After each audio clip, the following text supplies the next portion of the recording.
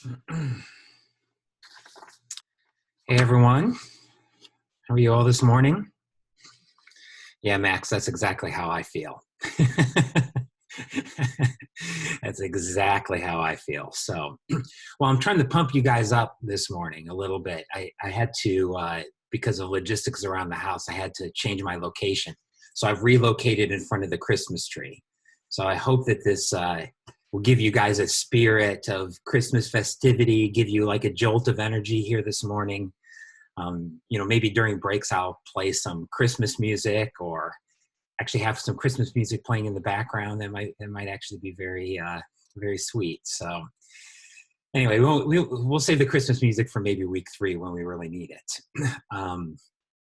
Speaking of what we really need, um, it feels to me like we need an afternoon off, right? So we're just going to have class this morning. We won't have class this afternoon, okay? So hopefully that gives you a jolt of energy here. I will have office hours on Zoom between 1 and 1:30, okay? So what that means is I'll just kind of get into our private meeting, and I'll probably have my video and sound muted. You can jump in and ask questions about homework number 1 or anything. If you don't have any questions, then don't bother to show up, and I'll just answer email and do other stuff on the computer. But I'll be here in our Zoom room from 1 to 1:30 at the very least this afternoon. So so you want to have class. You guys have to promise me though, right? In lieu of class, you do have an assignment, and that is to actually go outside and take a walk today. All right. The weather is pretty nice, at least here in Iowa. It's pretty nice. It's cold this morning, but it's going to warm this afternoon. We don't know how many more days we're going to be able to get outside. And so, yes, take a mental health walk this afternoon. Spend some of the time you'd have wasted in class by taking a walk. All right. So how's homework number 1 going? Anybody have any questions, clarifications about homework number 1? Would it be possible for you to tell us? So I was looking through the book yesterday to find the exact formulas like we were given in class, just to get a little bit more in-depth material for it. And for some reason, I couldn't find the formulas, especially for like chain-weighted GDP. Well,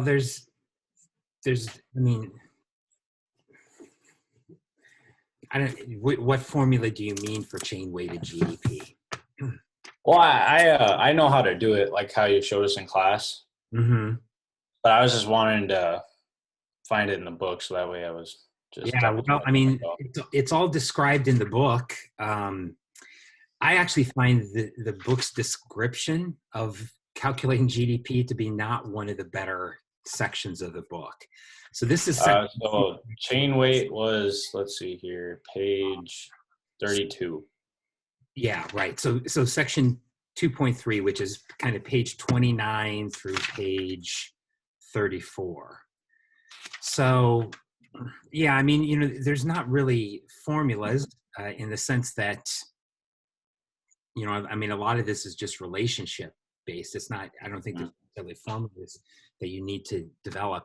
Your book has a description of, kind of what they call, I even forget the words, Lepsaries and Posh, right? Indexes. So basically, a Lepsari, I don't even know how to say this. A Lepsaries is an index that's measured at the beginning of the time, and a Pistache is a index that's measured at the end of the time, right? So in other words, do you pick the base year at the beginning or at the end? I didn't use those words because I don't really care whether I can't even say these words, let alone care whether you know them. But what chaining weighting is doing is just basically averaging those two approaches by averaging the base year at the beginning of the period and then calculating with the base year at the end of the period and averaging them, right? So, yeah, I mean, I think it's there, right? I think it's there in your book. I don't think there's really a lot of formulas that you necessarily have to memorize. Um, No, the context is there. Yeah, like it gives a descriptive detail. I was just wondering if there was like the actual formula, like how you wrote out on your iPad during class. not That's what I was looking for. So I was just wondering if you know where those were in the book or whatnot. Yeah, I mean, I think I probably created some formulas just so you to help visualize, but I don't think you necessarily need to have a formula.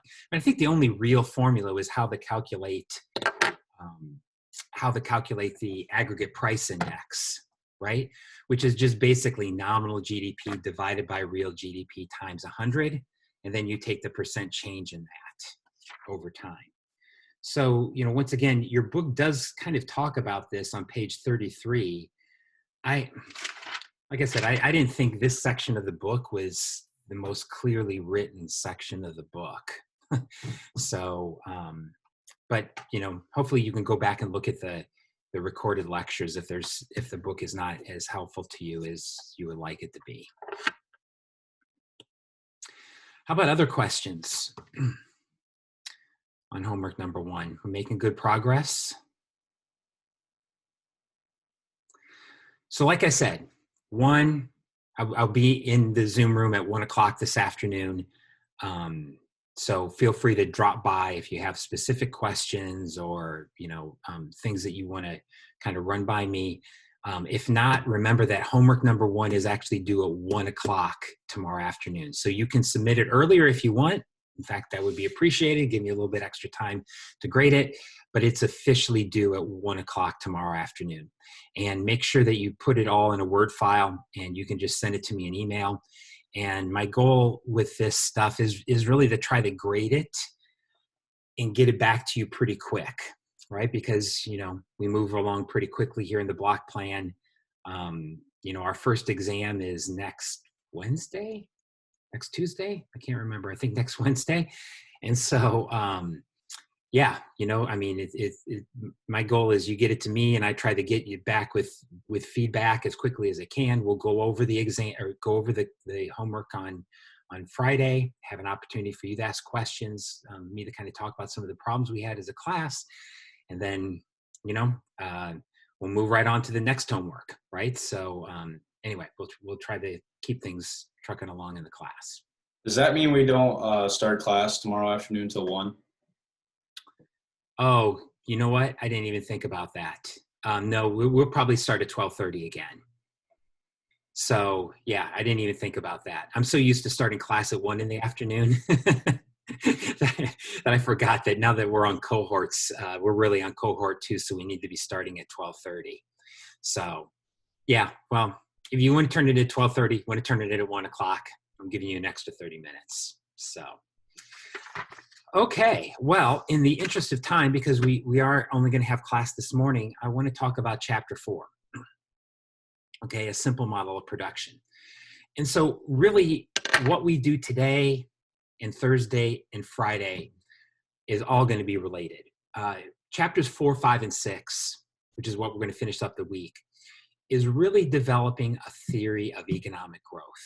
All right, we're going to try to develop a theory or a model of economic growth. So if you think about what we did on Monday and Tuesday, in many ways, we kind of talked about the data, right, which is the first step of the macroeconomic approach. So we collected data, we talked about the data, we talked about facts yesterday related to economic growth. Now what we want to try to do is we want to develop a model that helps us understand economic growth.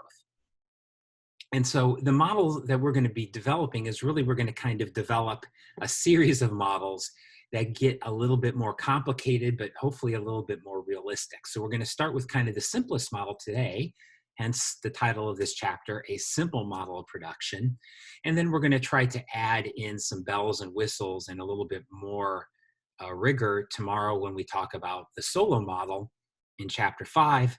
And then finally, when we talk about the creation of ideas in chapter 6. All right, so that's really kind of the overarching goal of the next couple of days, is hopefully by the end of Friday, we'll have a much better theory of why rich countries are rich, poor countries are poor, why we see so much income disparity across countries, why countries are able to, some countries are able to increase their standards of living over time, other countries are not.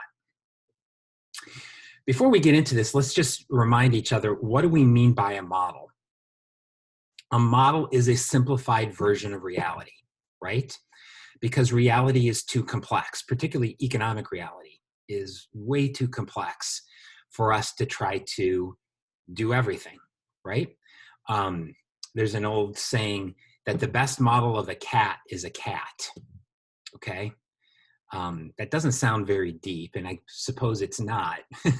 But the point is, yeah, sure, the best model of a cat is a cat, but does that really get you anything? No, right?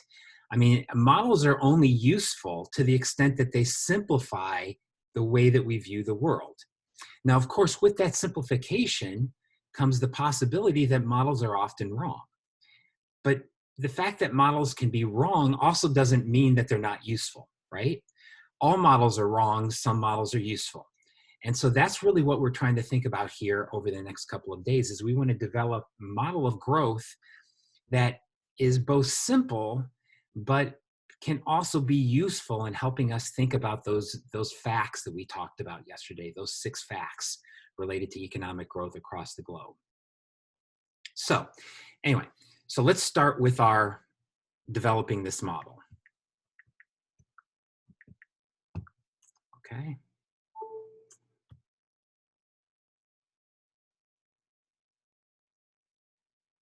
Sorry. So I'm going to switch over to my screen here.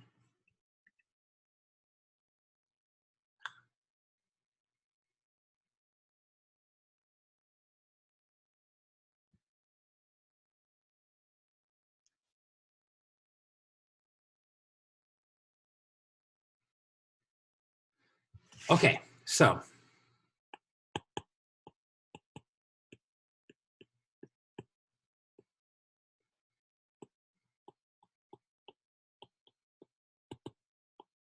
right, simple model of production. Basically, any model, what makes a model is a set of simplifying assumptions.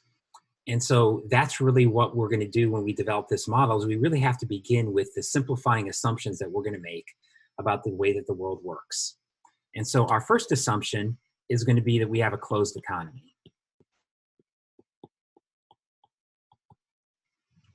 So we are not going to think about international trade. We're not going to think about trade with other countries. We're not going to think about exports and imports. We're going to keep this simple, right?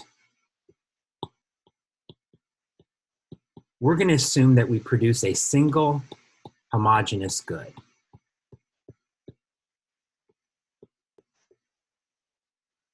And we're going to call that good output. You can wear it, you can eat it, you can drive it, you can sleep in it, right? It's the perfect good, right?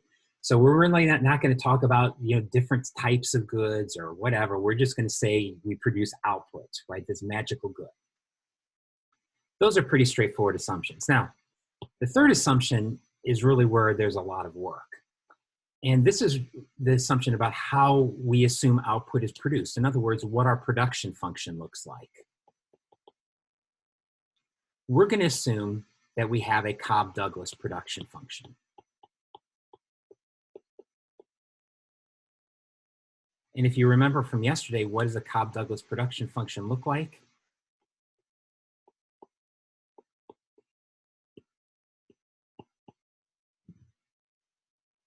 It looks like this.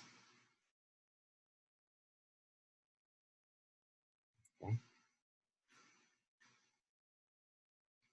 If you remember, A here is total productivity.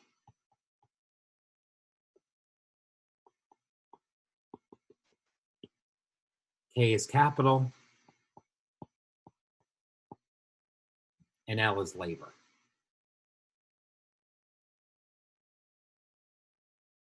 Why do we have a bar over A? The notation that your book uses, and I like this notation and I will adopt it in in my lectures is anything with an bar over it means it's exogenous, right? So whenever we put a bar over the top of something, it's simply assuming that it's exogenous. You remember what exogenous means from day one? Exogenous means not determined within the model or determined outside of the model.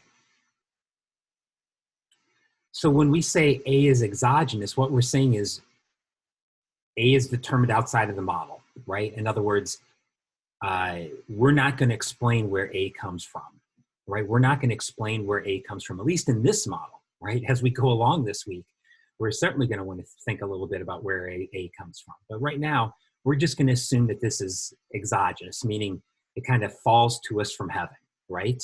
So whatever productivity is, it's something that's given to us. Notice in this production function that we've assumed that the coefficients on K and L are 1/3 and 2/3, all right? This production function exhibits constant returns to scale.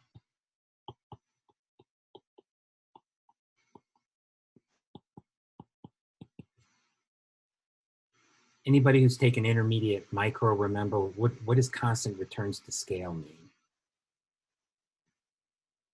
Anybody remember? So constant returns to scale means that if you double the inputs, in this case, K and L,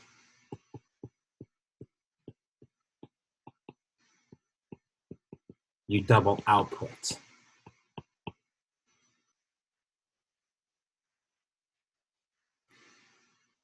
And in fact, this is probably going to be a question I ask you on homework number 2, is to show this, right? Use a little bit of math and show that this production function exhibits constant returns to scale.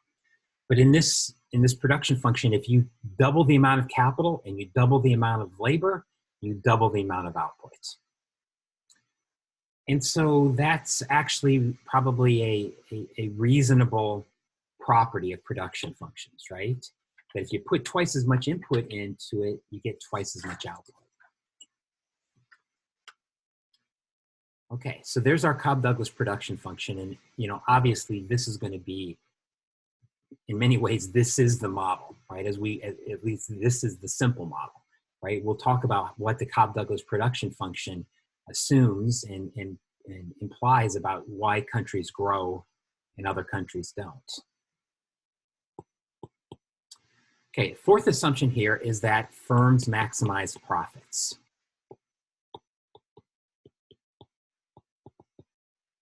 Okay.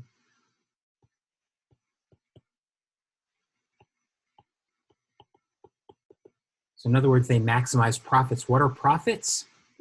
It's output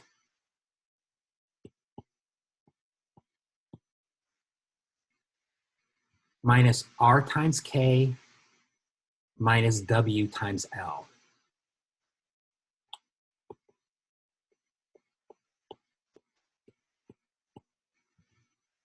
Where W here is the real wage.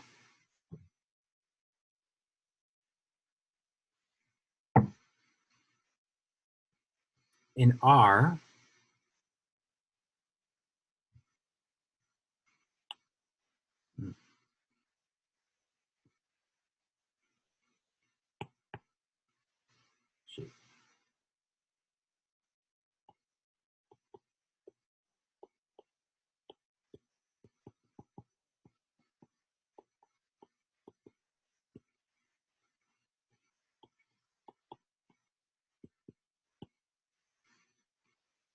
and little r here is the rental price of capital.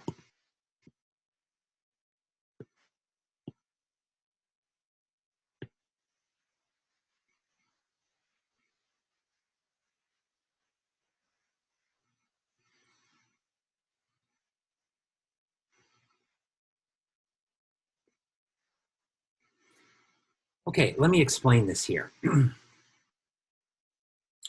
Basically, I think that this is pretty straightforward. What are profits? Profits are total revenue minus total costs, right? What's the revenue a firm earns? Output. What are the costs that a firm incurs? Well, first they have to pay for labor costs, right? Labor times the real wage. This W times L is the total labor cost. They also have to pay the total cost of capital. How much do you pay for capital?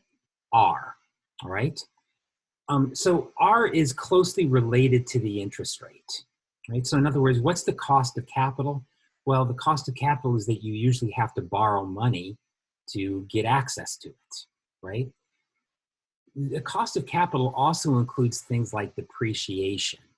And so that's why as economists, we often use the rental price of capital instead of saying the interest rate, because the cost of capital is more than just the interest rate. It's also things like depreciation. So you could think about this rental price of capital as almost being like the lease price, right? If you wanted capital, how much would it cost to lease capital? That's what R is, okay? So what firms try to do is they try to maximize profits. In other words, they try to maximize the difference between total revenue and total costs. Right? Hopefully that's pretty straightforward, right? Now, the last assumption that we're going to make here, and this is a big one, but remember, we're trying to develop a simple model of production, right? And so we want to keep this as simple as possible. So we're going to assume that capital and labor are fixed. That we just have a fixed amount of capital and a fixed amount of labor.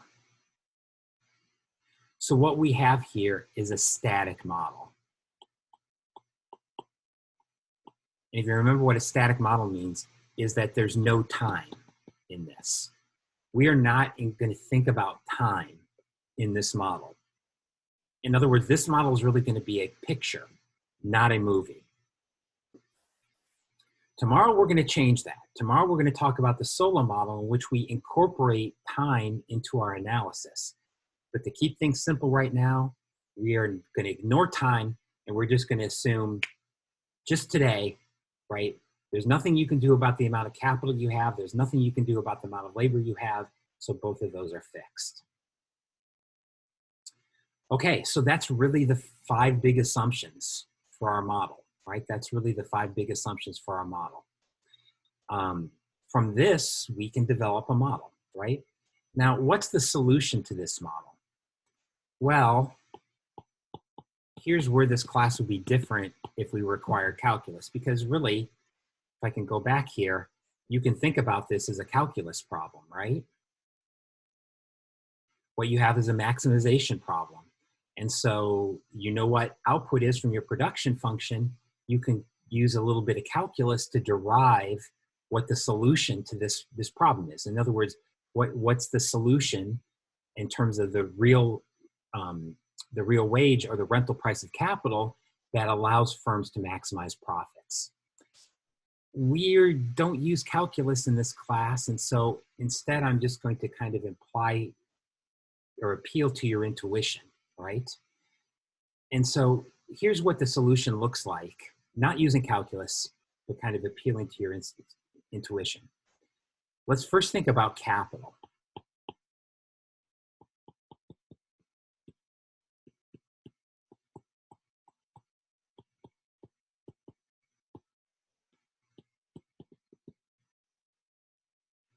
How much capital should firms produce or purchase? What does kind of straightforward economic theory tell us? Firms should buy capital and purchase capital until what? Anybody want to chime in here with an idea, right? Firms want to continue to purchase capital until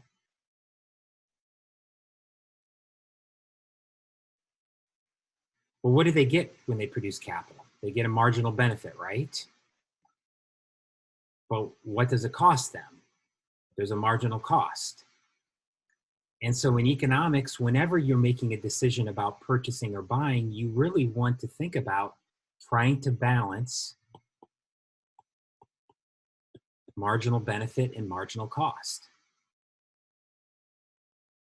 Until the marginal benefit of this capital is equal to its marginal cost, firms want to continue to purchase capital.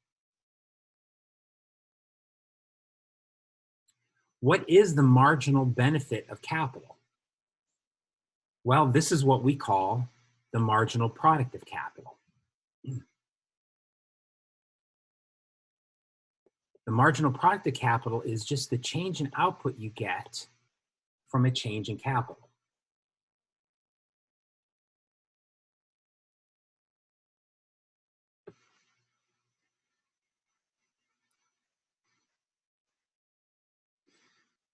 So the benefit that firms get from purchasing capital is they get more output, right? How much more output do they get when they hire a unit of capital or they rent a unit of capital? That's the marginal product of capital, right? That's the marginal product of capital. What's the marginal cost of capital? R, right? For every unit of capital, they have to pay R. They have to pay that rental price.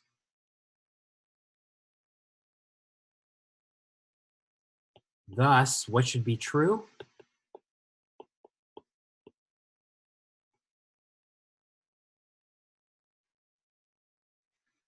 It should be true in equilibrium that that rental price is equal to the marginal product of capital.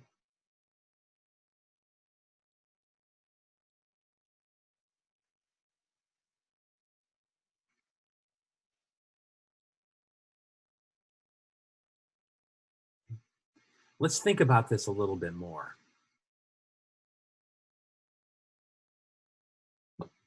What does this marginal product look like?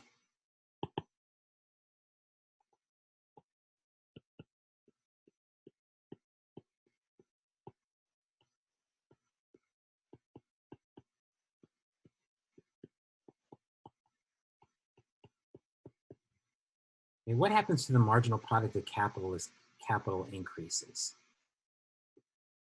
So I'm going to draw a little graph here where I put capital here and I have output here.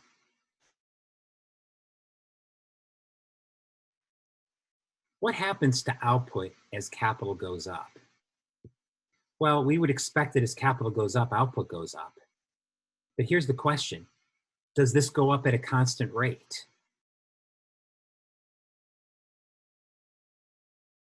Does it look like this? I saw a couple of shaking of heads. That's good, right? No is good. No, it doesn't look like this, right? It doesn't look like this. Why? Because notice what you're doing here. You're increasing capital, but you're holding labor constant, right? The key here is that you're holding L constant. So what happens if you add more and more capital, but you don't add more and more labor? Yes, you will increase output, but you're going to increase output at a diminishing rate. In other words, what your production function looks like is this. And that's what we call diminishing marginal returns to capital.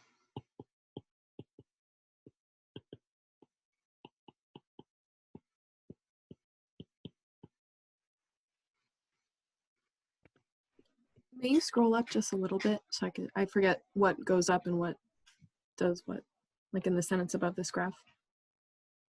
Yes, this one? Yes, thank you.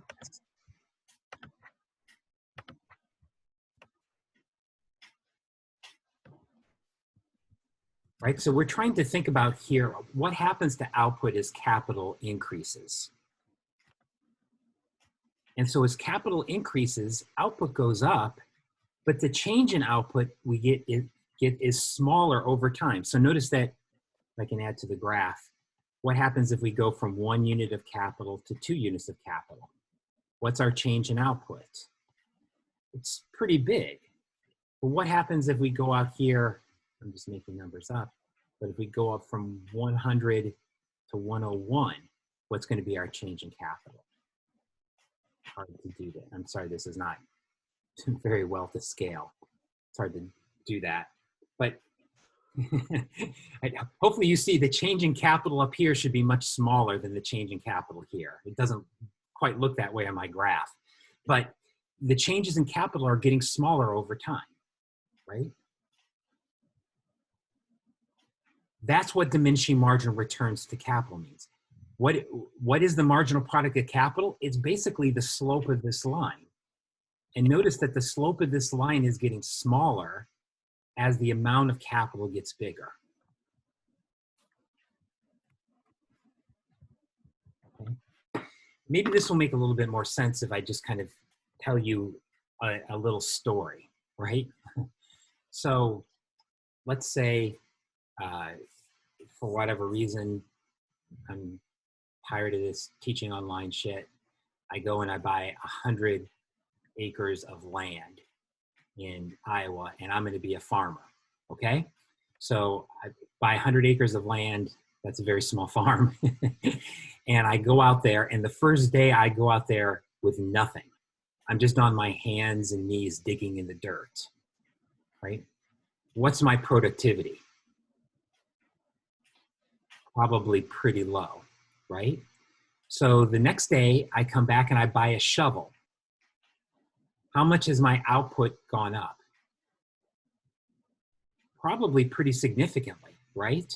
That first unit of capital is going to give me a pretty big increase in output. I'm going to be pretty productive. What happens if I go and buy a combine? Yeah, that first combine is probably going to increase my output quite a bit. Those first few units of capital are going to be very productive. But eventually, what happens is I get more and more capital for my 100-acre farm and me as the only person working on it, right? I mean, is there a value to having a second combine? Maybe, but it's not going to be very big. Just like the value of having a second tractor may not be very big. So if I add more and more capital to a fixed amount of labor, I will increase output, but I'm going to increase output at a diminishing rate. That's what diminishing marginal returns means, right? That the marginal product of capital, in other words, the change, and go back here, the change in output you get from a change in capital goes down as the amount of capital goes up. All right.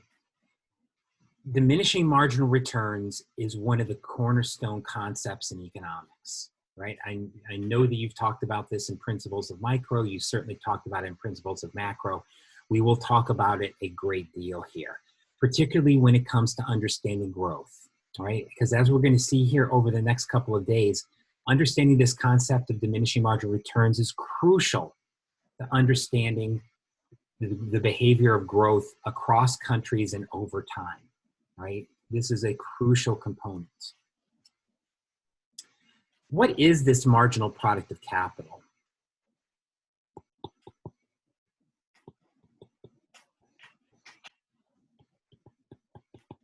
Well, in a Cobb-Douglas production function, this takes a little bit of calculus to show.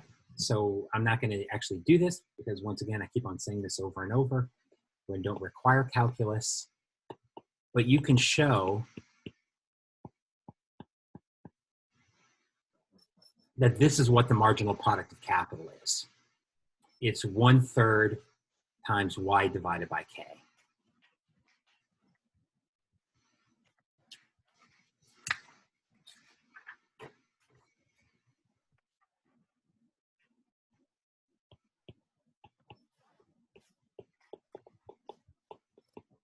So in equilibrium,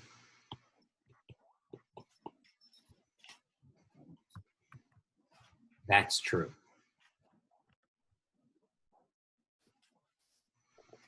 R is equal to the marginal product of capital. And what's the marginal product of capital? It's 1/3 times y divided by k.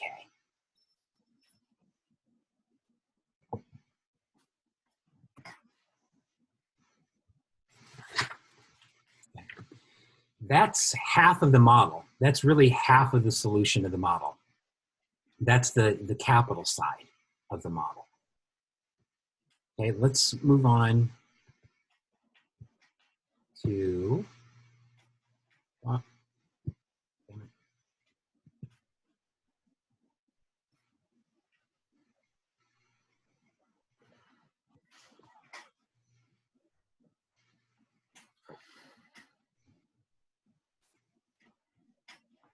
Okay, let's move on to the labor side.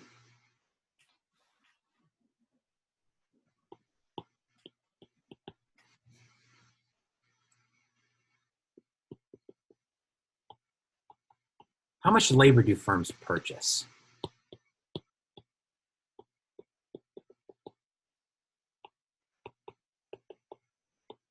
Once again, they purchase labor until the marginal benefit of labor is equal to the marginal cost of labor. What's the marginal benefit of labor? It's the marginal product of labor.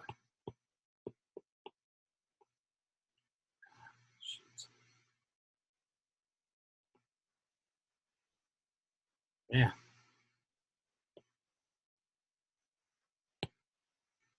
It's got weird page things in this.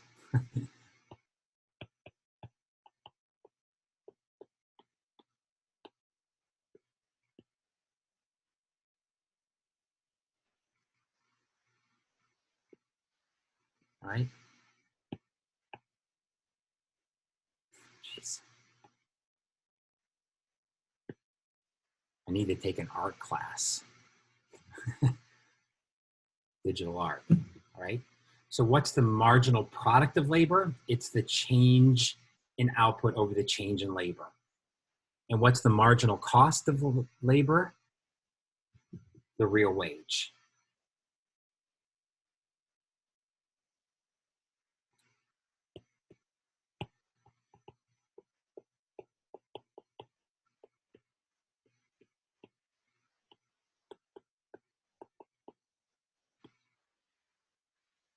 Thus, in equilibrium, the marginal product of labor is equal to the real wage.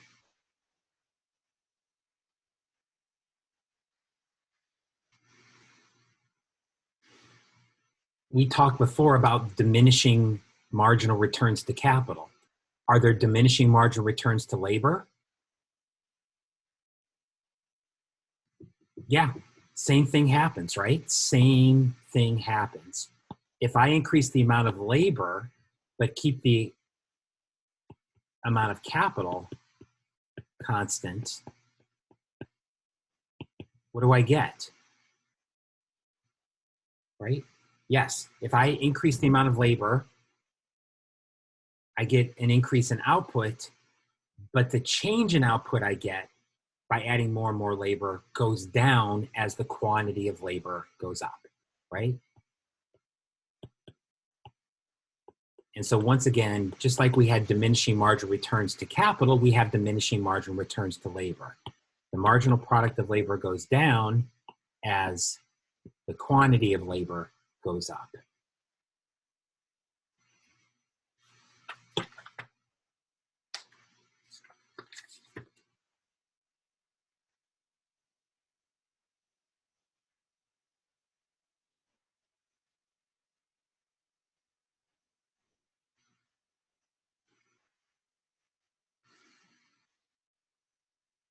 So in many ways, we have mirror images here, right? The solution for the capital side looks a lot like the solution for the labor side, right?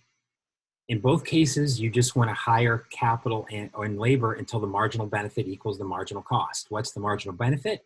Marginal product. And what's the marginal cost? Well, it's either the rental price of capital or the real wage. What is this marginal product of labor?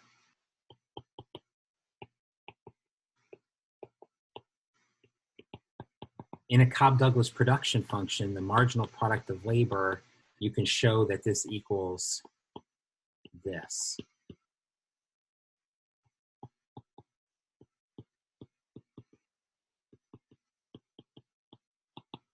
So what's true in equilibrium?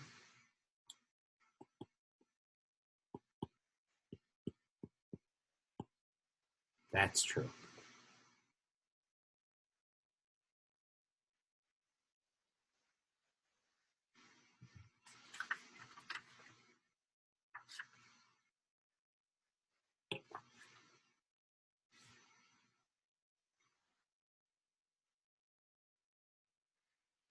Okay, so let's just do a little recap here. Oops.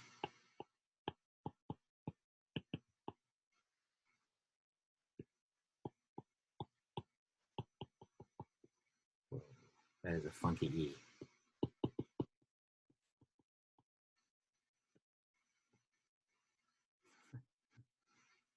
All right, so here's our recap. What does market equilibrium look like? First off, let's just go back and make sure that we're clear about which variables in our model are exogenous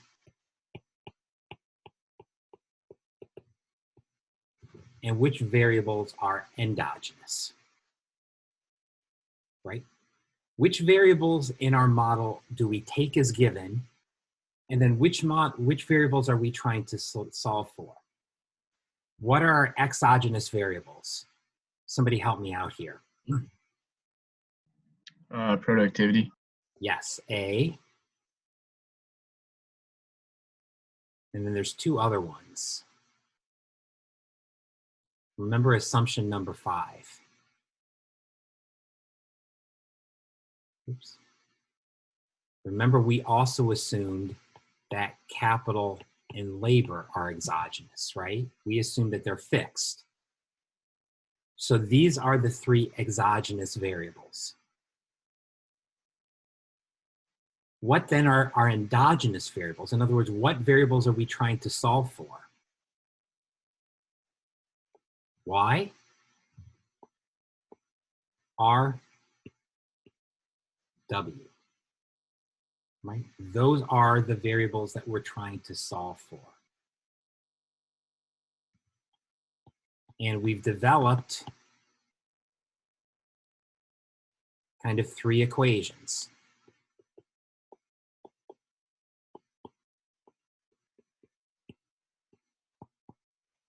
Our Cobb-Douglas production function, and then also our 2 equilibrium equations.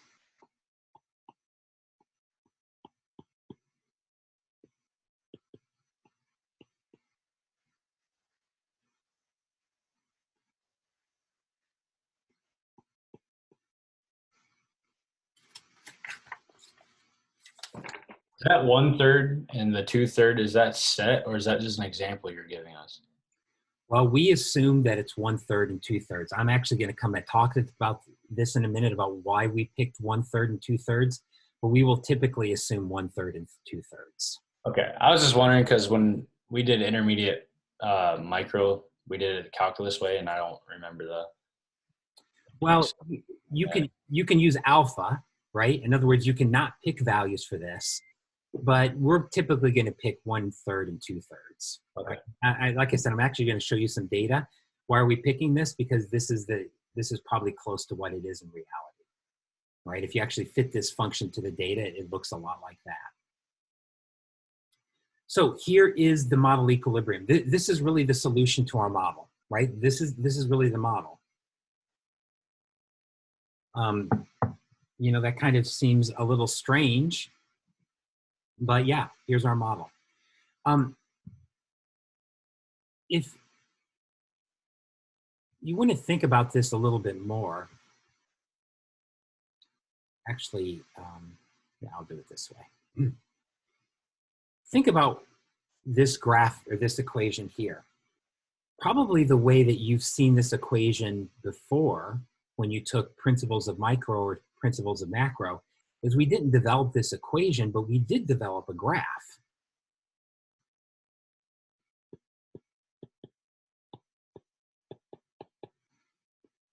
And you might have talked about the market for capital, right? What is the market for capital? Well, really what we have here is that this equation is the demand for capital, right? Oops, I'm sorry, let me back up here. So the market for capital would have the price of capital up on the vertical axis and the quantity of capital down here in the horizontal axis. And so what's the demand for capital? The demand for capital is really just this equation. That equation is the demand for capital. And notice what this equation says. When capital goes up, what happens to R? It goes down, right? There's a negative relationship between R and K, between the price of capital and the quantity of capital. Why? Because of diminishing marginal returns, right? Because of diminishing marginal returns. So when the price of capital goes up, what has to happen to the marginal product of capital? It has to go up. How do you increase the marginal product of capital? By reducing the quantity of capital, right? So there has to be a negative relationship here between R and K. So you can think about this equation here as being capital demand equation. And then what's capital supply? Well, we assumed the capital supply is just fixed. And so what's going to determine the equilibrium price of capital in our model? It's really just the intersection between supply and demand. So that's a way to visualize what's going on here in a way that probably looks a little bit more familiar to the way that you talked about it in principles, where we just have a supply and demand. What we essentially did in this model is we derived the demand curve for capital and we assumed the supply curve is fixed. What about this equation? Well, this equation is just the demand for labor, right? The second equation is just the demand for labor. So here, think about a labor market where you have the quantity of labor here and the price of labor up here. What does the labor demand curve look like? It looks like this, right?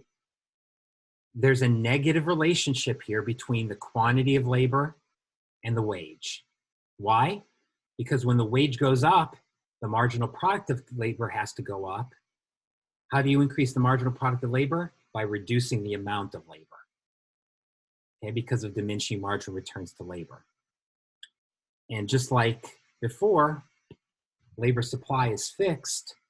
And so what's going to determine the equilibrium wage? It's just going to be the intersection here between labor supply and labor demand. So once again, this looks like the labor market that you derived in principles. Probably in principles, you had an upward sloping labor curve. Here we just have a vertical one, right? Because we've assumed that the amount of labor is fixed.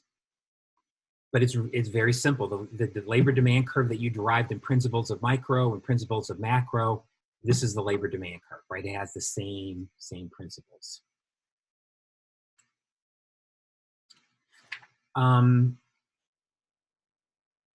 Just a couple more things here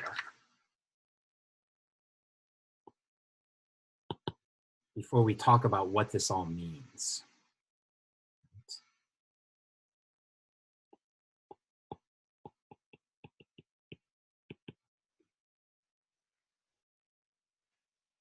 Oops.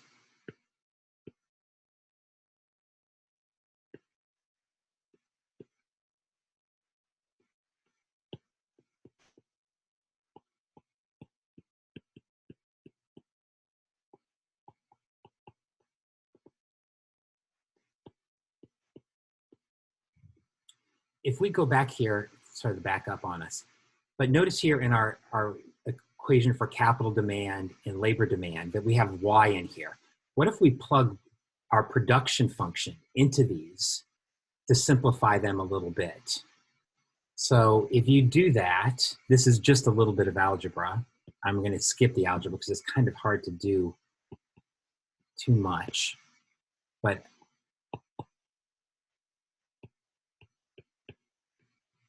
what you can show pretty simply is that you can rewrite this equation in this way, right? So plugging in Y into our capital demand equation, we get this. And what happens when we plug it into our labor demand equation?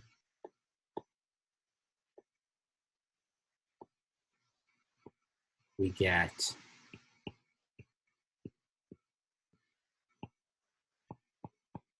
that.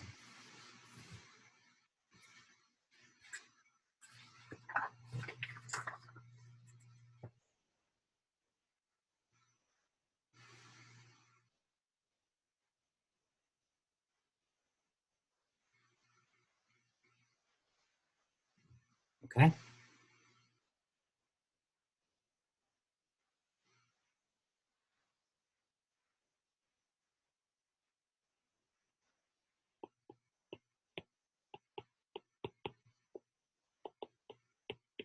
Two last things here in terms of kind of the mechanics of the model before we get into the implications here, kind of the meat and potatoes of what we want to talk about. First off, what are economic profits in this model?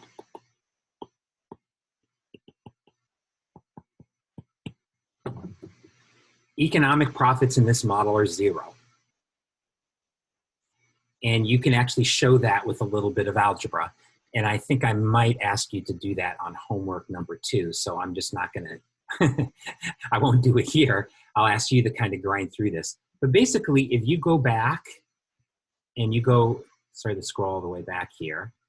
But if you go all the way back to our profits equation and you plug in R and W and solve this, what can you show? That profits are 0. And that makes sense, right? This is a perfectly competitive market, right? What we have is a perfectly competitive market. And what's true in perfectly competitive markets? Economic profits are 0, right? So remember, that doesn't mean profits are 0.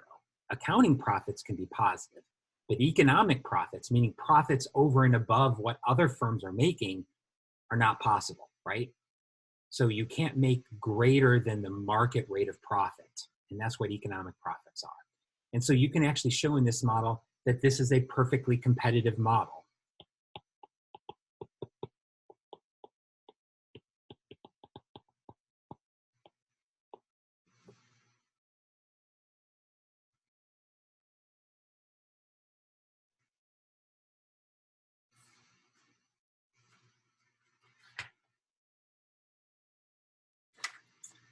Okay?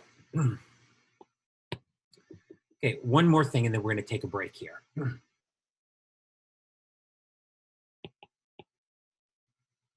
We showed before that this is true, right?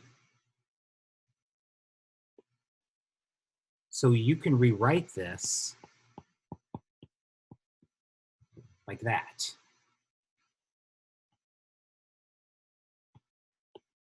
And we showed before that this is true. So just moving these to this other side,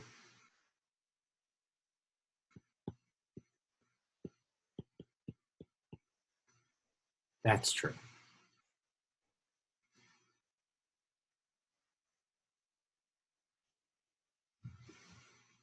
Okay. What is this?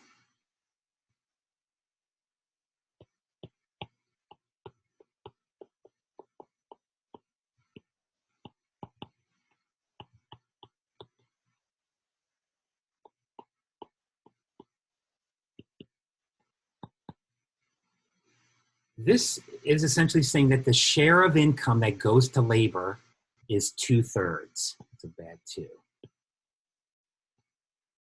In other words, 2/3 of all income goes to labor. And this equation is saying that the share of income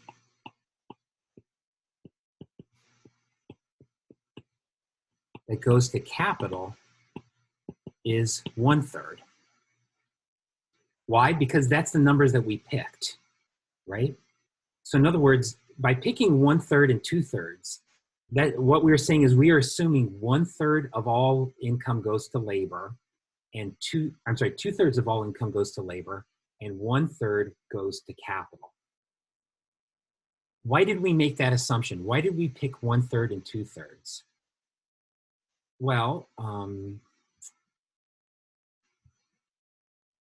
let me show you. Oh, sorry.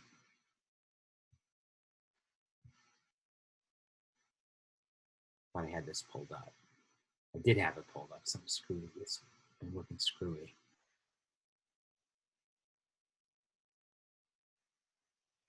All right, try this again.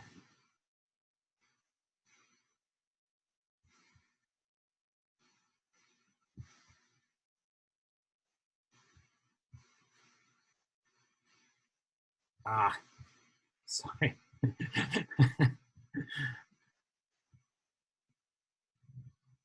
I'm going to frisbee this computer into next week.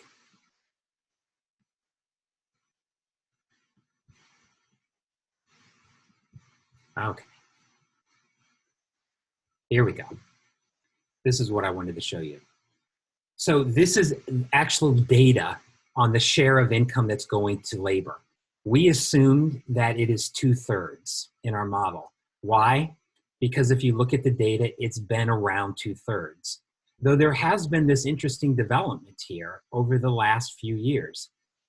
You notice that while, it kind of has fluctuated around 2/3, there does appear to be a slight decline in the share of income that's going to labor, where, at its high, it was probably 0.69. Today, it's probably closer to 6.64 or 0.63. And you might say, well, what's the big difference? That's still roughly 2/3. Listen, 1 or 2% of GDP not going to labor plays a big role in who gets what, right? I mean, this is basically less money going to people who are earning wages. And the flip side of this is if it's not money that's going to labor, where's the money going to? To capital. And who tends to hold capital? People who are richer. And so the fact that, this number is in reality kind of dipped below 2/3 and probably dipped above 1/3 for capital is one of the things that's contributing to income inequality. And so what we'll continue to assume that it's around 2/3. It is worth noting that today it's probably a little bit less than that this is probably a little bit bigger, and maybe we should be using 0.62 and 0.38 as our two factor shares in our Cobb-Douglas production function. Of course, using, the nice thing about 1/3 and 2/3 is a little bit easier to use mathematically, right? So we'll kind of stick with 1/3 and 2/3, but it's kind of interesting to note that this is why we're picking 1/3 and 2/3, and maybe that's not 1/3 and 2/3 are not as appropriate as they used to be. Okay, it's time for us to take a break. So let's take maybe a fairly short break. Because I do want to get through all of chapter 4 here this morning. So we'll meet back in about 5 minutes at 10:05. And then mercifully, we're not going to be doing any more model development. We're just going to really say, what does this tell us about why rich countries are rich and poor countries are poor? All right. So see you all in about 5 minutes or so.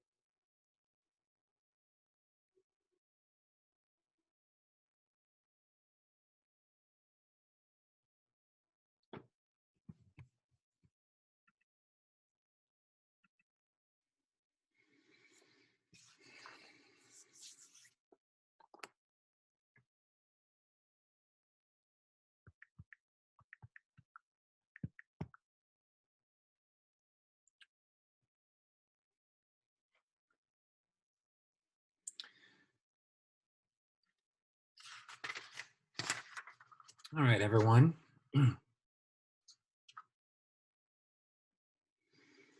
So just to a quick reminder, in case everybody jumps out of here right at the end, um, that I will have office hours uh, from 1 to 1:30, or basically 1 to whenever people are still showing up. So if you have some questions about homework number 1 or about anything, just show up into our regular Zoom meeting and I'll be hanging out here. Right. Other than that, just remember to get homework number 1 due or together because it's due tomorrow afternoon. All right. I just have one question. Yeah, sure. The graphs, do you want them made on Excel or are you okay with hand drawn? I'm actually just fine with hand drawn. If you want to take a picture and put it into your Word document or whatever is easy for you, right? So don't feel like you have to do something super fancy, right? Now, in terms of math, I don't think there's really a lot of math on this homework, but in future ones, there will be more. And so for that, I guess if you want to do it by hand and take a picture, but it might actually be easier to use an equation editor on Word. So, but for graphs, yeah, whatever is easy for you. Okay, so let's talk about what all this means.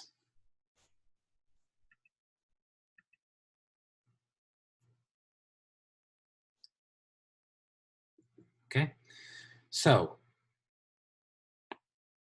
oops.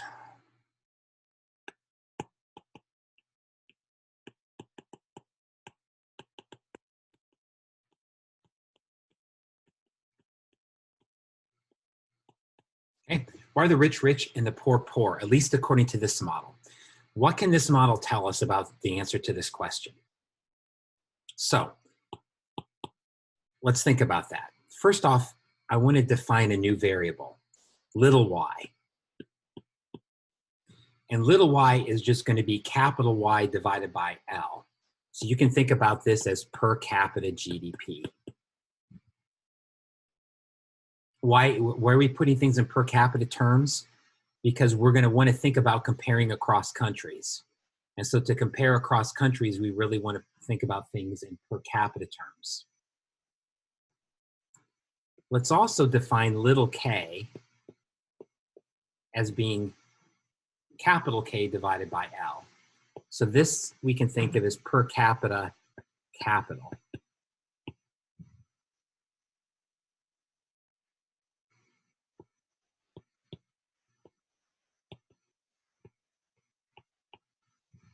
Then, what is little y? It's just capital Y divided by L, or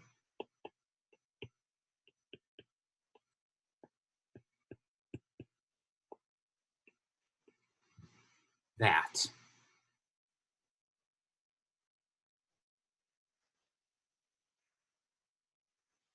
So, what does this become? Well, if we think about, this is L to the 2/3, and this is L to the -1. So if we add them together, we get L to the -1/3, or we can also write it this way.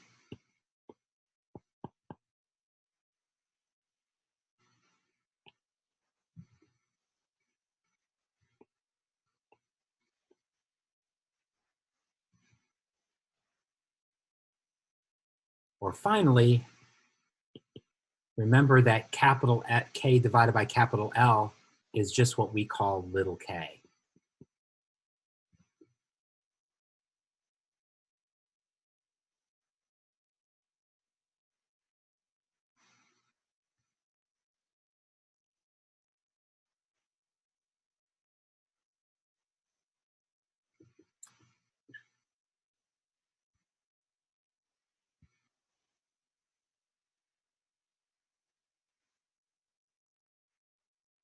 Oops.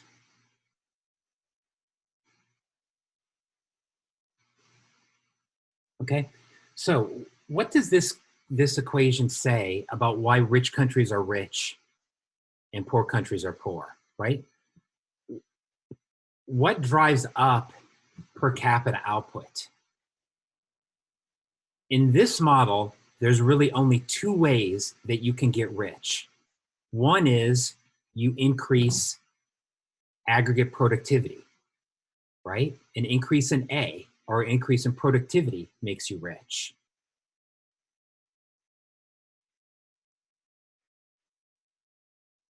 The other way is to increase your capital to labor ratio.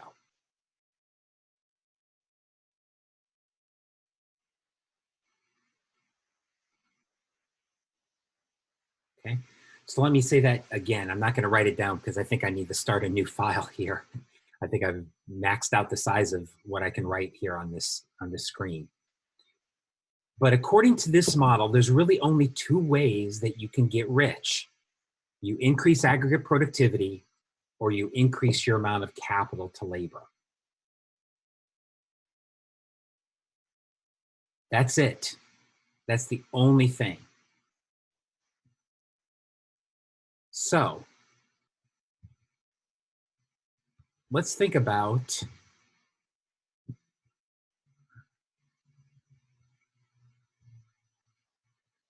whether this matches the real world or not.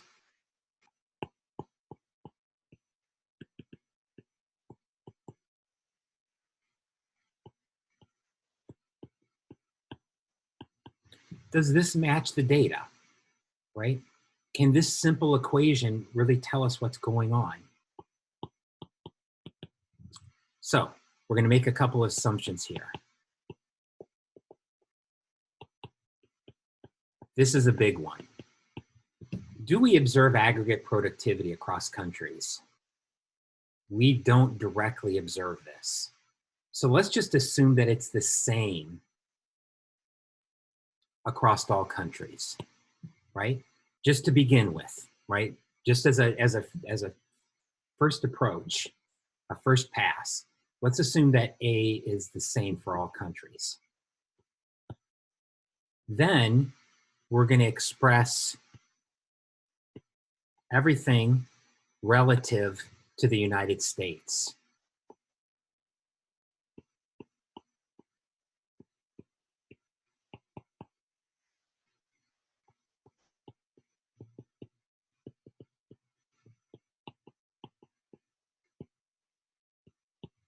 Right? So in other words, what's going to be true about country A? We're going to write it everything relative to the United States. Now, what's true about this question or this? We have data on this. We actually have data on capital stocks in other countries and capital stocks in the United States. And we have data on that.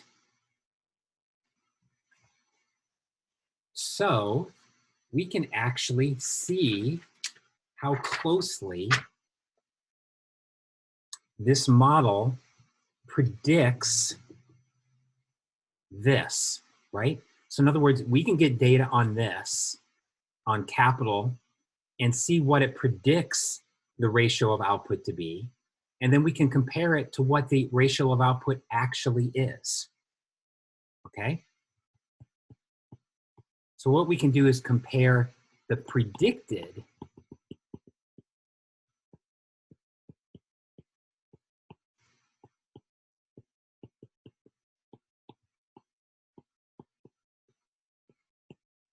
right? We can compare the predicted ratio of output for country A to the actual ratio of output from country A. So this is what your author does. And let's go to the results.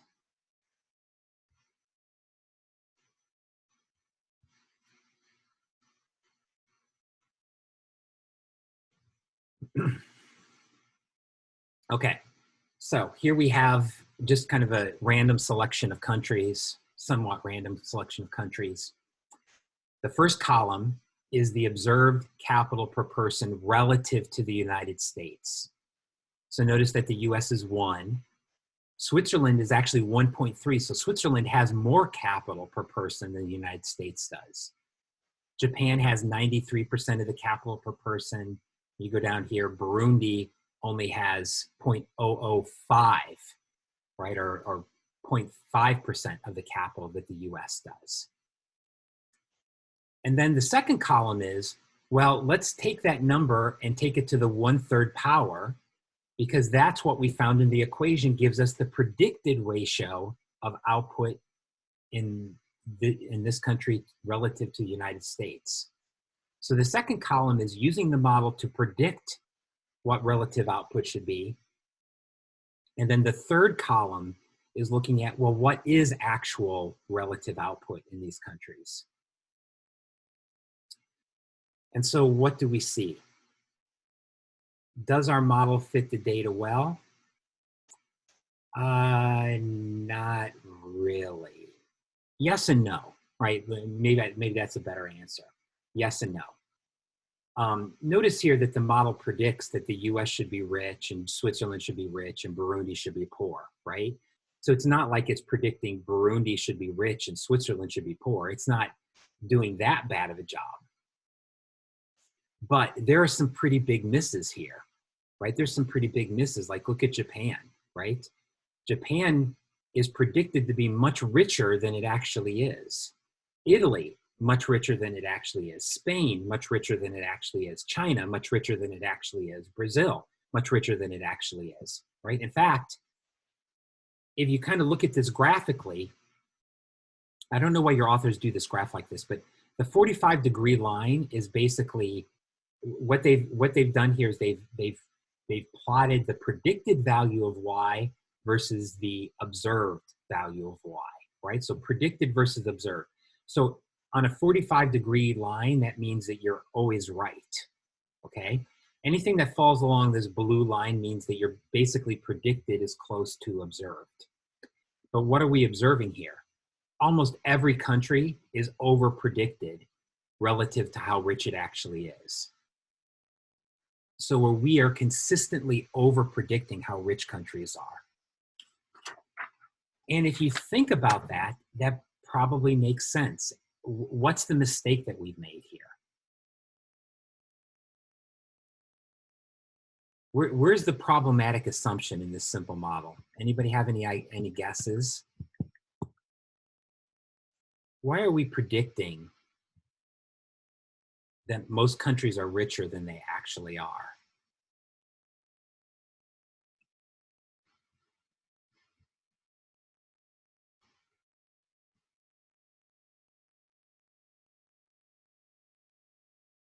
Let's go back here.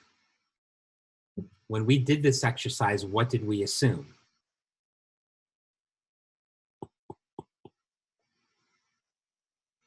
We assumed that A bar was the same for every country. In other words, we essentially assumed that every country had the US level of productivity. Does every country have US level of productivity? No, right? In fact, what's true for most countries? They have less than US productivity. So what happens if we assume they have US productivity? We are going to overpredict how rich they are, right? We're going to overpredict how rich they are. Let's think about this in another way, right?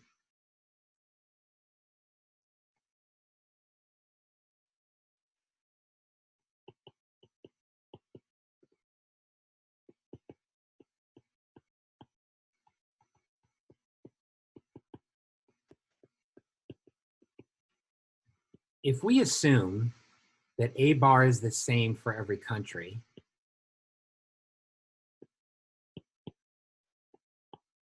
then here's our production function, right? Every country has the same production function.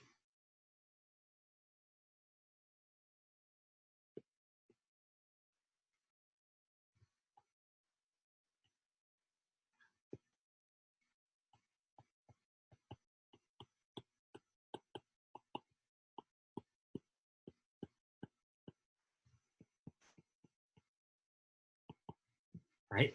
Every country has the same production function. So the US is richer than Japan,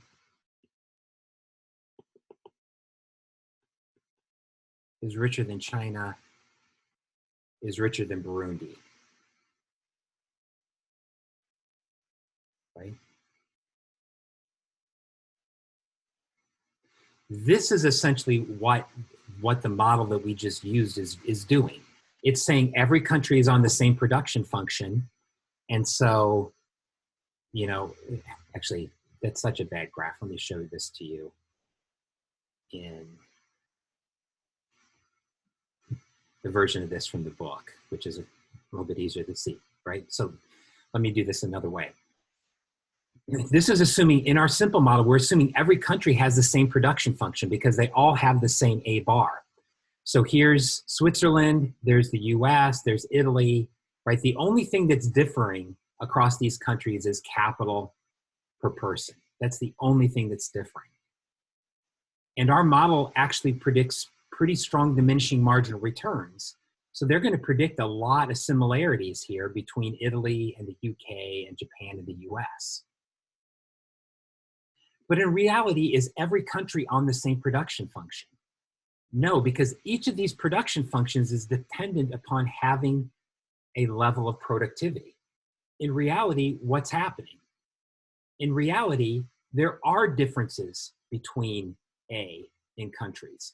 So the US has a much higher A, so they have a much higher production function.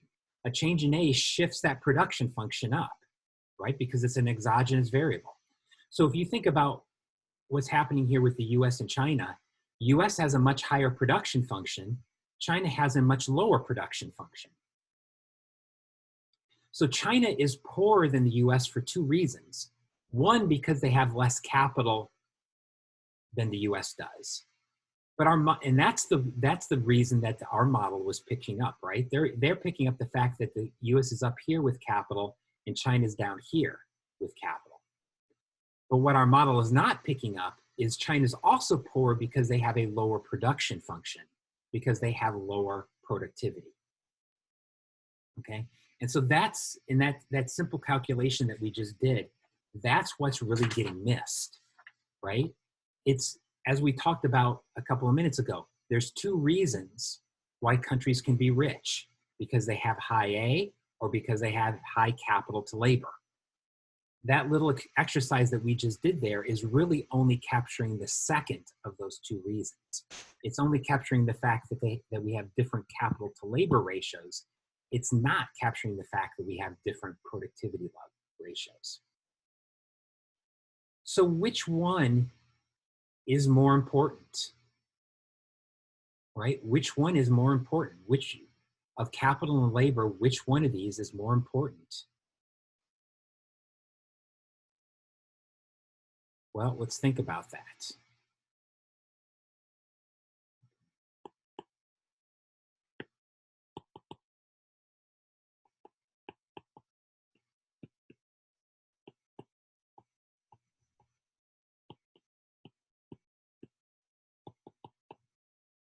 Is A or K more important in determining output differences? So here's just a simple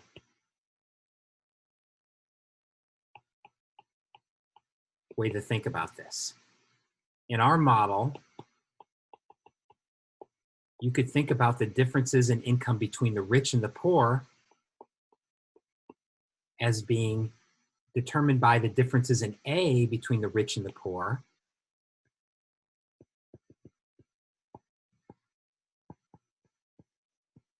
and the differences in capital between the rich and the poor.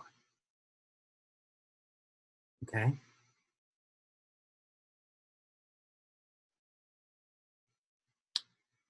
Now, what does the data say?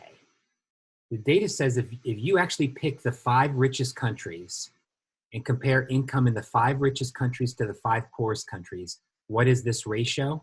This ratio is 64. the 5 richest countries are 64 times richer than the 5 poorest countries. What if we look at the ratio of capital in the richest countries to the poorest countries, and we take that to the 1/3 power? What do we find? That ratio is only 5. So in other words, what's got to be true about the ratio of productivity in rich countries relative to poor countries, right? If we have data on that and data on that, we can calculate this as a residual, what's left over. And the residual is 13. So in other words, what's more important, A or K? A, and by a pretty significant amount.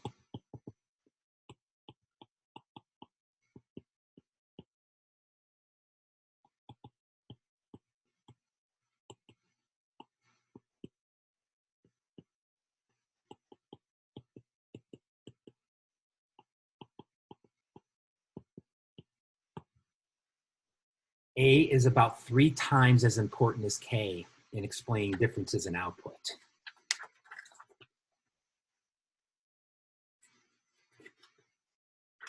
So in other words, K is really only a relatively small difference or a small proportion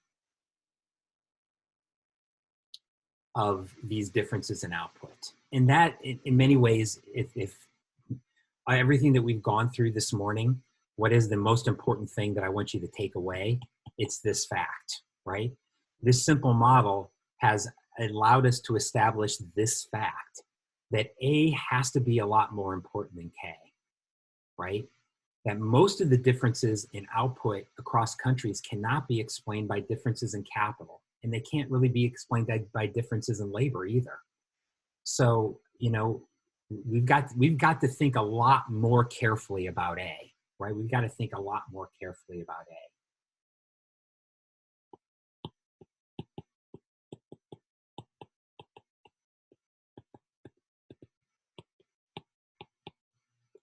What are some of the things that likely do explain differences at A across countries? Well, this is going to be a lot of what we talk about the next couple of days, right? Having established that A is really important, we need to think about this a lot more carefully. But let me just kind of introduce to you some of the things that we're going to talk about, because there's a lot of things that our simple model simply doesn't incorporate that we need to think about adding to our model.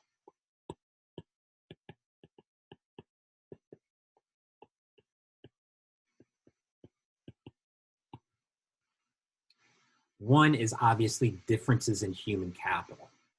We've just assumed that labor is labor, but we know that's not the case. We have to think about education. We have to think about differences in skill or differences in experience. These all likely play a role in explaining why some individuals in some countries have higher A's than others, right? In the US, the average person has about 17 years of schooling. In India, the average person has about 8 years of schooling. That has to play a big difference in productivity, right? And that's something that we don't have in this simple model. Something else that we don't have in this simple model is we really don't have any explanation for where technology comes from. And this is obviously going to be something we talk about a lot. In fact, this will be the focus of Friday, where we try to sit down and think a little bit more carefully about where technology comes from. Things like invention and innovation and technology transfer, right? A lot of technology is not innovated, it's actually transferred and borrowed. But some countries are able to borrow technology, other countries are not able to. And so we need to talk about that.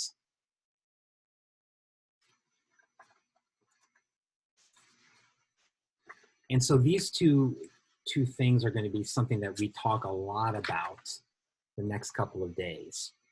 There's a third thing that we're going to talk some about. And that really, in many ways, you might consider this third thing to be the most fundamentally important reason why aid differs across countries.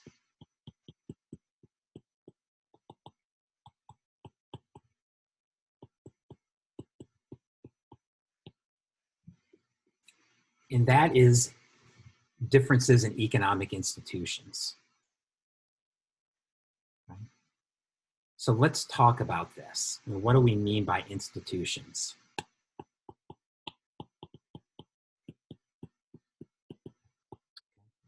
So institutions is a word, has a lot of different uses in the English language, right? We mean a lot of different things when we talk about institutions.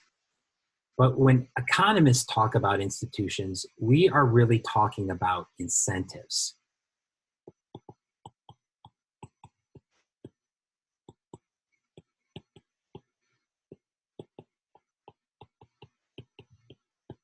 The incentives created by societies and governments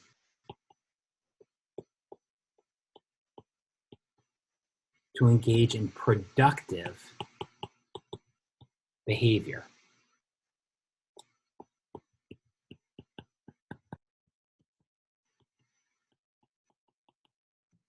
Not theft.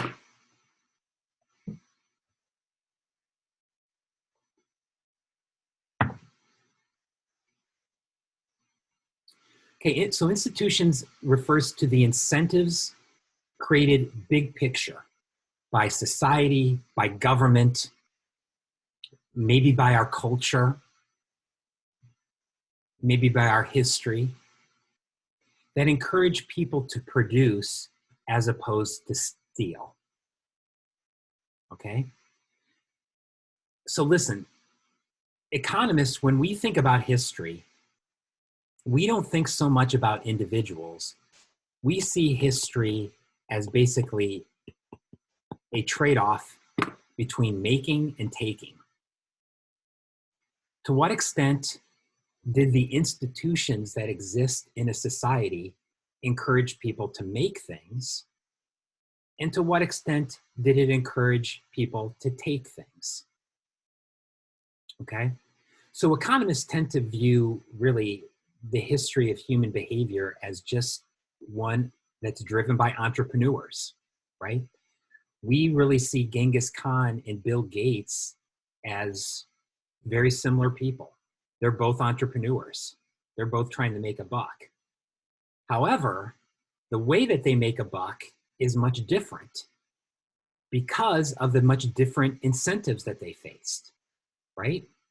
So if you're living in the 1300s on the Mongolian steppes, what kind of profit opportunities are there for you to set up a little yurt and have a little business and, try to start your own little thing, make some money that way? The incentives are not good, right? Because you can set up your yurt and set your small business, but given the institutions that existed, somebody's just going to come along and rip down your yurt and steal all your stuff, right? All of the institutions that existed at that point of time really encouraged entrepreneurs to take, right? What encouraged Mark Zuckerberg to start Facebook, right? I mean, he could have jumped on a horse and started marauding through San Francisco, right? Trying to, steal stuff from the other IT entrepreneurs. But that's probably not going to be a particularly successful way nowadays to make money, right? And so, the incentives today are definitely, not always, not in every case, but definitely have been switched towards making as opposed to taking. And so to the extent that your society, your government encourages people to make things as opposed to take things, you are likely going to have higher productivity, right? And that's going to make you a richer country. And so this question of what constitutes good institutions and what constitutes bad institutions, I mean, this is a topic that we could easily spend months on. And I don't know if any of you, I haven't looked at the class list, any of you are taking macroeconomics seminar with me next block. But macroeconomics seminar, the whole class is about economic growth. We'll spend days and days talking about institutions, right? And trying to drill down what kind of institutions are the most important in terms of creating the conditions under which people make things as opposed to take things, and create the conditions under which countries become rich as opposed to becoming poor. But let me just kind of mention a few things that economists have identified over time.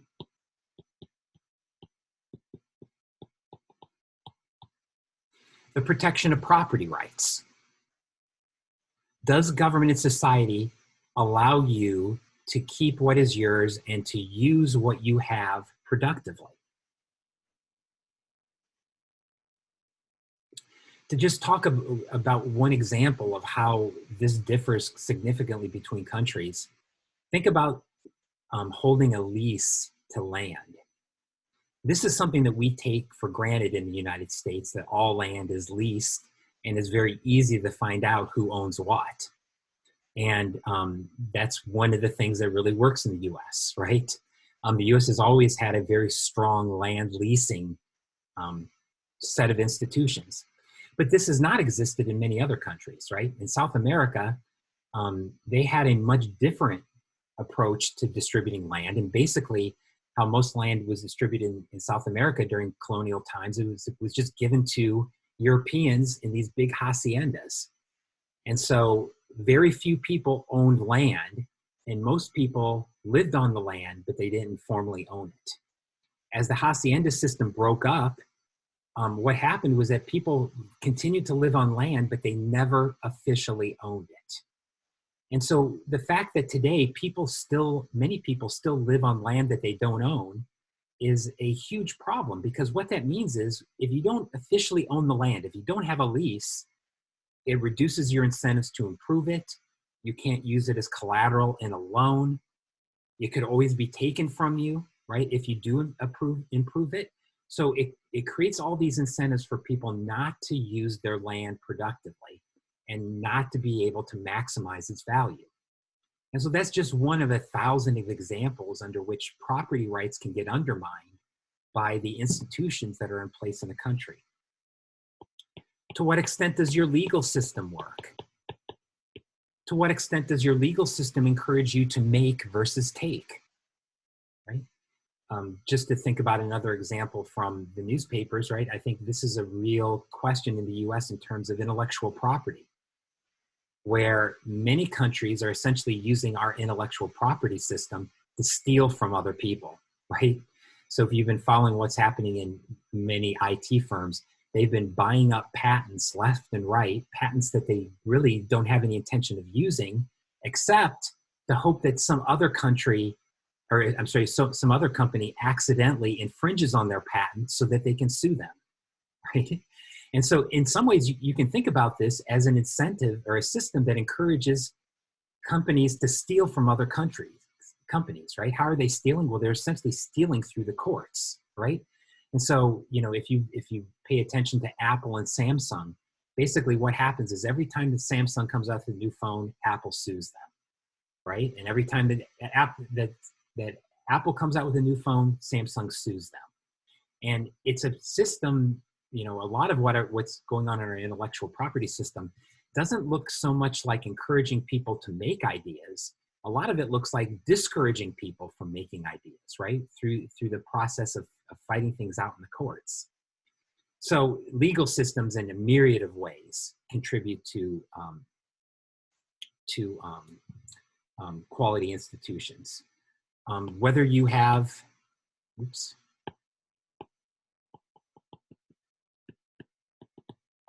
whether you have economic freedom, right? Do you have the freedom to start businesses? Some of this is related to taxes and regulation. In some countries, Taxes are so high, regulation is so intensive that it really is a huge detriment to starting a new business. And on each of these, I could probably spend 45 minutes talking about. I'm just kind of very quickly listing things here. But corruption, right? You can think about corruption as the worst kind of tax, because it's the kind of tax that you don't know how much you're going to pay until you actually do it, right? And so many countries have these huge problems with corruption, and these problems with corruption essentially encourage people to take and discourage people from making.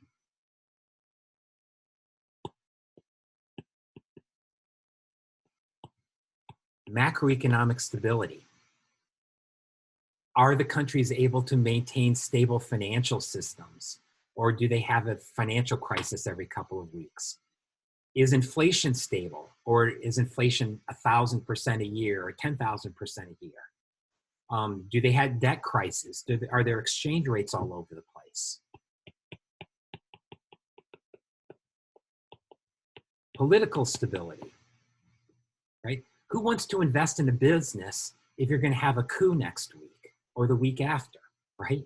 So political stability is a huge part of having consistent, predictable institutions that incentivize the right kinds of behaviors.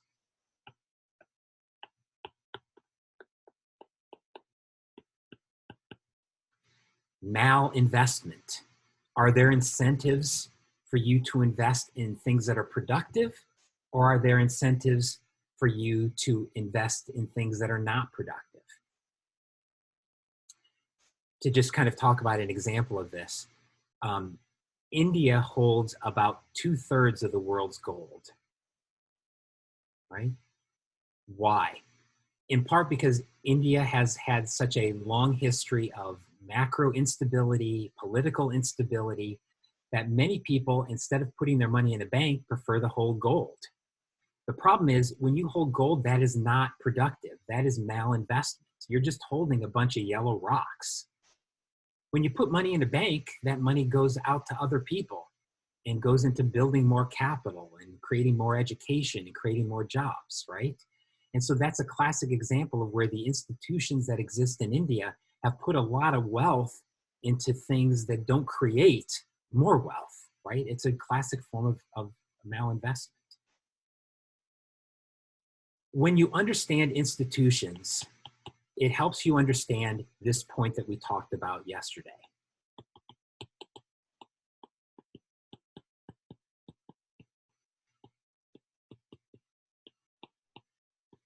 That location matters so much in economics. And this is why.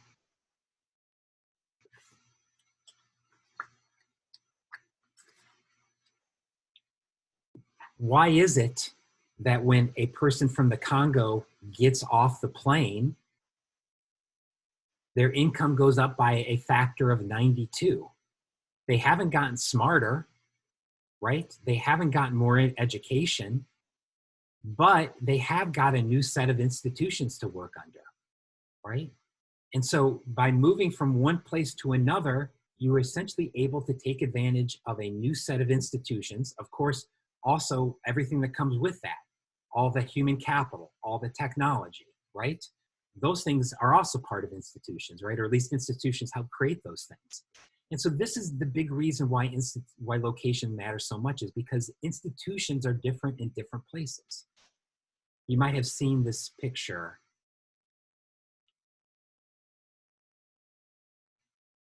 I think I have it here, right? Have you ever all seen this picture of the Korean Peninsula at night, right?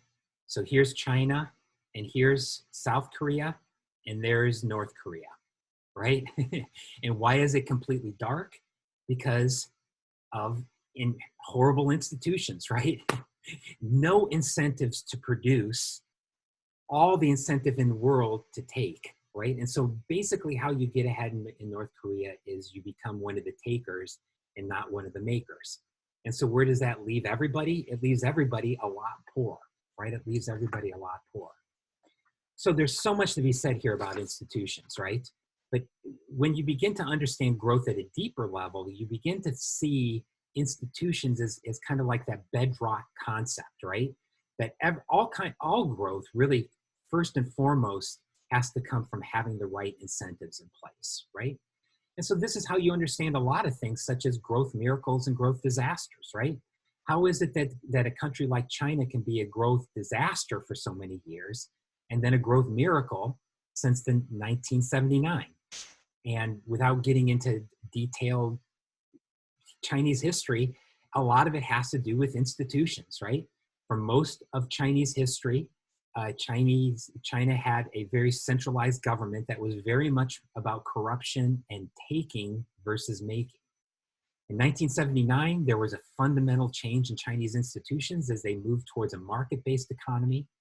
And that's not to say that all the institutions in China are great, but there's a lot more incentive to produce today in China than there has been in the past. And that's really without getting into the details of how exactly these institutions changed, that was really the thing, these reforms in 1979 really kicked off the burst of Chinese growth. In other countries like Russia, you see deterioration in institutions, right? Because of political instability, macro instability, corruption, blah, blah, blah, right? So any growth miracle or growth disaster really begins with the change of institutions, and then diminishing marginal returns kick in, right? So in other words, once you get those institutions changed and you begin to accumulate capital and accumulate human capital, then you begin to grow, right? And at the beginning, you can grow very fast because we know what's true about that diminishing marginal returns curve. It's quite steep at the beginning. And so countries that are poor can grow quite fast at the beginning if they're able to change their institutions. So I realize I'm a couple minutes past here. So just a brief recap of what we've learned here in chapter 4.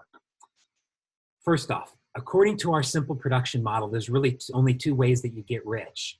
You have to have high productivity or you have to have a high capital to labor ratio. Second, though, the problem with capital to labor is that problem of diminishing marginal returns. That there's really a limit to how fast you can increase output by increasing capital alone. And so what does that mean? It means that aggregate productivity is far and away the most important source of income. And differences in aggregate productivity explain most of the differences in GDP across countries. However, one of the problems that we have is that aggregate productivity really can't be directly measured. So we kind of know some of what goes into it, but it's hard for us to kind of say exactly what is most important.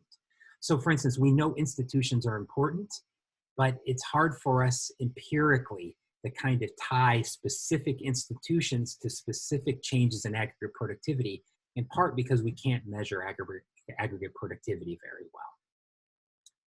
So that is it, right? Our timing is almost perfect. We got through chapter 4. So where we're headed tomorrow is we want to basically complicate our model a little bit by introducing time, right? So we haven't, in chapter 4, we really talked about differences in income levels, but we didn't really talk about growth, right? Because to talk about growth, you need to talk about time.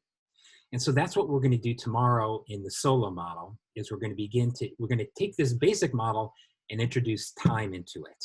And what we'll see is that gives us some more additional deeper insights into why countries are rich and poor and why some countries are growing and others aren't. Okay, so thanks for everything this morning. Remember, 1 to 1:30, I will be here to answer questions.